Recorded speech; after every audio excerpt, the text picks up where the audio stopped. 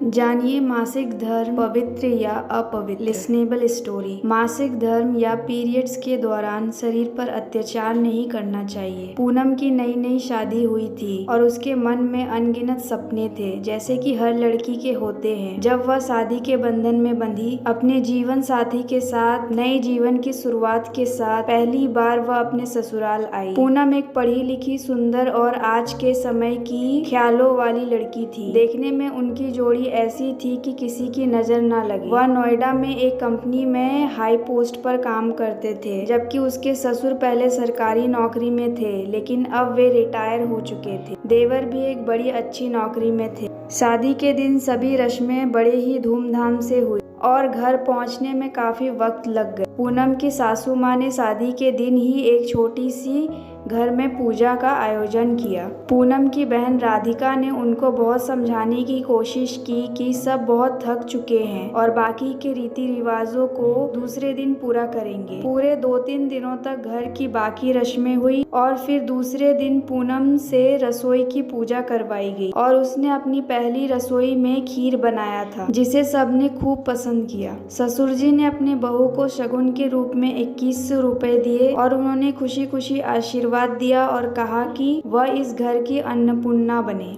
सास ने पूनम को उसके कमरे में बुलाया और बताया कि कल सुबह उन्होंने एक पूजा रखी है, जिसमें वे दोनों अपने वैवाहिक जीवन के लिए सुख शांति की कामना करेंगे। सुबह अंधेरे में ही उठकर नहा धोकर अच्छे से नई साड़ी पहन लेना। पूनम सब कुछ बड़े ही ध्यान से सुन रही थी। अचानक सास ने पूछा, अच्छा तुम्हारी तारीख कब की है? मासिक धर्म का पूछ रही। ऐसा न हो कि मैं इतनी तैयारी कर रही और तुम सब तैयारी पर पानी फेर दो। पूनम इसे सुनकर थोड़ा चौंक गई, लेकिन उसने इस पर ज्यादा ध्यान नहीं दिया। उसने कहा, माँ जी अभी 4-5 दिन बाद ही है। शायद शादी की भागदौड़ में तारीख में कुछ गड़बड़ हो सकती है। सास ने कहा, ठीक है, फिर तुम गोलियां खा लेना ताकि पूजा में कोई विघ्न ना हो। पूनम चुपचाप वहां से अपने कमरे में चली गई। शांति पूर्वक से पूजा की विधि संपन्न हुई तो सभी रिश्तेदार अपने अपने घर लौट गए। अमित की छुट्टियां खत्म होने वाली थी। फिर पूनम अपने कमरे में आई। अमित ने पूनम को अपनी ओर खींचा और उसे अपनी बाहों में ले लिया। तभी पूनम ने बोला, अमित मुझे तुमसे कुछ बात करनी है। अमित ने इस पर ध्यान नहीं दिया। पूनम ने कहा, माँ ने कहा है घर में अभी मंगलमय वातावरण है, इसीलिए अभी कुछ मत करना।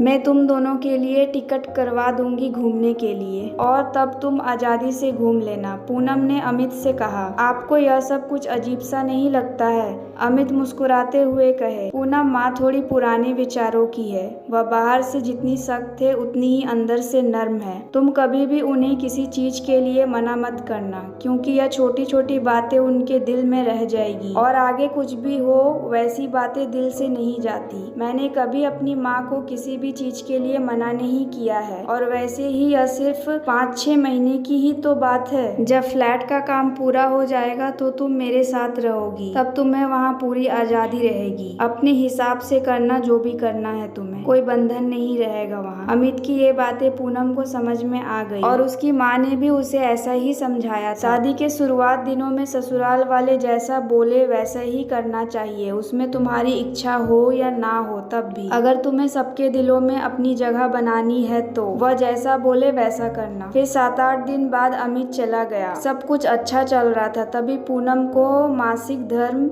पीरियड्स आ जाते हैं। अब पूनम की सास उससे बात ही नहीं कर रही थी। वह उसे स्टोर रूम में रहने के लिए कह दी और पूनम का खाना पीना भी जैसे तैसे ही दी जा रही थी। किसी तरह से उसके 4-5 दिन बीत गए और अब जब अगली बार पीरियड्स आने का समय आएगा तो पूनम ने फैसला किया कि वह अपने घर चली जाएगी। उसकी सासू माँ इस बात पर हाँ बोली, क्योंकि घर अपवित्र हो जाता है और छुआछूत की वजह से साफ सफाई भी करनी पड़ती है, तो इन सब से बचने के लिए यही सही रहेगा। पूनम ने समझाया कि मासिक धर्म का महत्व उसके लिए और समाज के लिए कितना अधिक है। बिना मासिक धर्म के गर्भधारण भी नहीं हो सकता और इसीलिए यह जीवन का बहुत जरूरी प्रक्रिया का हिस्सा है। जाने दो, मैं क्यों इतना सोच रही हूँ, मुझे यहाँ कहाँ रहना, 5-6 महीने ही तो निकालने हैं। ऐसे कहकर उसने खुद को समझाया। कुछ दिनों बाद कभी तीज तो कभी कोई और पूजा, कभी कुछ ऐसा कहकर उसे गोलियां लेने के लिए कहा जाता था और घर में लड़ाई न हो इसीलिए पूनम कुछ बोलती नहीं थी। पूनम का वजन भी बढ़ रहा था और वह समझ नहीं पा रही थी कि ऐसा क्यों हो रहा है, क्योंकि वह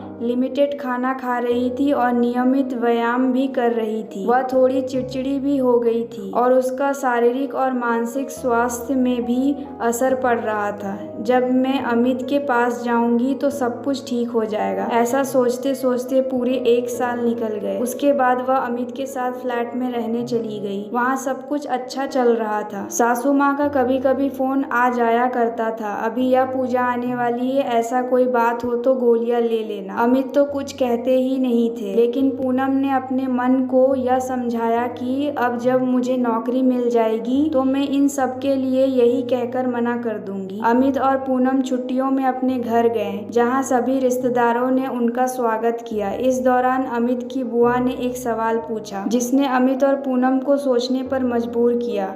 उनकी बुआ ने कहा कि क्या वह अब बच्चे के बारे में सोच रहे हैं या फिर और समय चाहिए उनको। इसके बाद अमित और पूनम को लगा कि शायद अब हमें इस बारे में सोचना चाहिए और उन्होंने कहा कि भगवान के पीछे पड़ी रहती है पर कोई खुशखबरी मिलेगी ऐसा लग तो नहीं रहा है, और सभी उनकी तरफ देखकर हंसने लगे।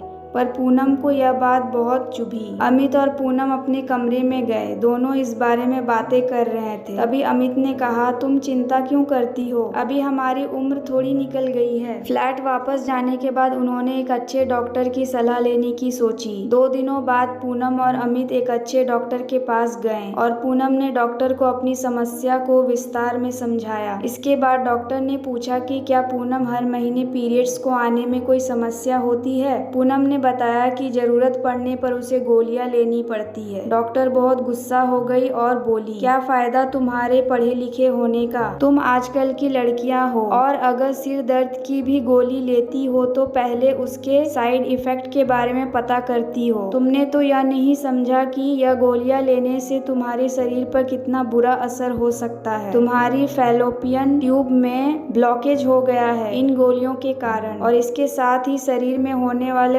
हार्मोन्स के परिवर्तन से तुम्हारे दोनों एवरेज को खराब कर दिया है। तुम्हारे गर्भाशय में गांठें बन गई है और तुम्हारे माँ बनने के चांसेस 90% कम हो गई है। मैं तुम्हें पहले गोलियां देकर देखती हूँ, अगर गांठें नहीं गलते हैं तो शायद तुम्हारा गर्भाशय को निकालना ही पड़ सकता है, क्योंकि इससे इन्फेक्शन का खतरा भी हो सकता है। डॉक्टर की बातों को सुनकर पूनम और अमित के हाथ पैर ठंडे पड़ गए और पूनम ने गुस्से में कहा, मुझे पता है मुझे यह नहीं कहना चाहिए, लेकिन आप बताओ मुझे ऑपरेशन के लिए कब आना है। डॉक्टर बोली, आप यह क्या कह रही हो मिसेस पूनम। उन्होंने कहा, नहीं तो क्या, ना तो गर्भाशय रहेगा, ना ही पीरियड्स आएंगे और ना ही किसी का घर अपवित्र होगा। सही कहा ना अमित। अमित खामोश रह गए और पूनम वहाँ से चली गई। आज हम 21वीं सदी में जी रहे हैं, पर छुआछूत और अपवित्रता जैसी बातें फिर भी हमारे बीच हो रही है। औरतों का अलग बैठना, इसके पीछे भी अनेक कारण होते हैं। अब सिर्फ घर अपवित्र हो जाएगा या पूजा में कोई विघ्न ना आए, इसके लिए पीरियड्स को ना आने के लिए गोलियां लेना या अपने शरीर पर एक प्रकार का अत्याचार होता है, और इन गोलियों के दुष्परिणाम भी बहुत भयानक होते हैं। पूनम ने जो गलतियां की वह गलती आप ना करें। इस कहानी से यह संदेश था, यहाँ हम आपके साथ यह सोच को पहुंचाने का प्रयास कर रहे हैं। आशा करती हूँ यह वीडियो आपको पसंद आया होगा। इस वीडियो में आपकी क्या राय है हमें कमेंट करके जरूर बताएं। वीडियो पसंद आया हो तो लाइक और शेयर करना बिल्कुल ना भूलें। चैनल पर नए हो तो चैनल को सब्सक्राइब जरूर कीजिए। वीडियो देखने के लिए, कहानी सुनने के लिए आपका बहुत बहुत धन्यवाद।